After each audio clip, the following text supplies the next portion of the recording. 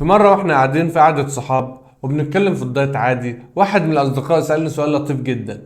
قال لي: يا دكتور، انتوا بتقولوا ان اهم حاجة في الدايت السعرات اللي داخلة والسعرات اللي مستهلكة، هل ده معناه ان انا ممكن اخلص سعراتي شوكولاتة مثلا او فطير مشلتت او حتى حلويات؟ فرديت عليه وقلت له: ما بتتحسبش كده يا صاحبي. السعرات فعلا مهمة كمقياس للطاقة. خلينا نفكر فيها كوقود او بنزين. لو جالك برميل بنزين هتفول العربية على قد استهلاكها والباقي هتحوشه. السعرات بتشتغل بنفس الطريقة كوقود للجسم، بناخد منها على قد استهلاكنا والباقي بيتحوش في صورة دهون. لكن في بعد تاني مهم جدا لجسمنا ككائنات حية غير بعد الطاقة خالص: بعد القيمة الغذائية. جسمنا مش مجرد محرك بيشتغل بالطاقة، لكن تكوين بيولوجي معقد بيحتاج مكونات كتير عشان أجهزة الجسم تشتغل بكفاءة. المكونات الغذائية دي بتتقسم لنوعين.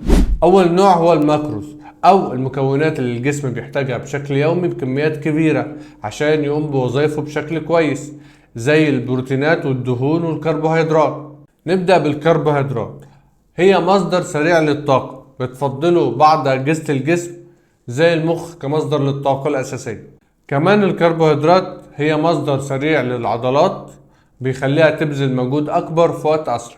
بس الكربوهيدرات لوحدها مش كفاية.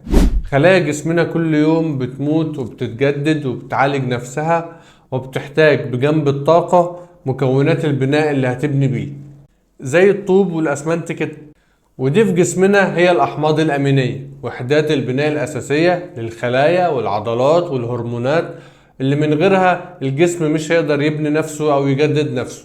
ومصدر الأحماض الأمينية دي هو البروتين اللي بناخده في أنواع معينة في الأكل. وعشان كده كل ما الجسم كان أصغر بيحتاج يجدد نفسه أكتر ويبني عضلات أكتر، فبيحتاج بروتين أكتر.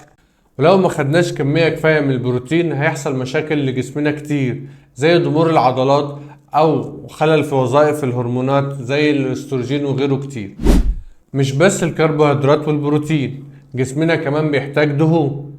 الدهون بتعمل وظائف كتير، زي انها بتساعد على امتصاص الفيتامينات اللي محتاجة دهون عشان الجسم يمتصها، او انها بتدخل في حماية الاعصاب واعضاء الجسم الداخلية، او بتدخل في تركيب جدران الخلايا.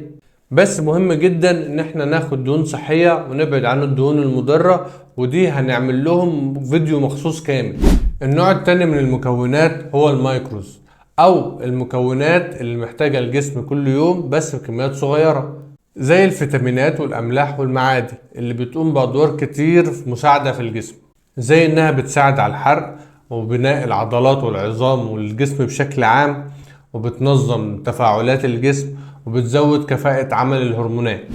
الموضوع فعلا معقد ومحتاج حد متخصص ينظم تغذية الشخص عشان يناسب حياته وتكوين جسمه.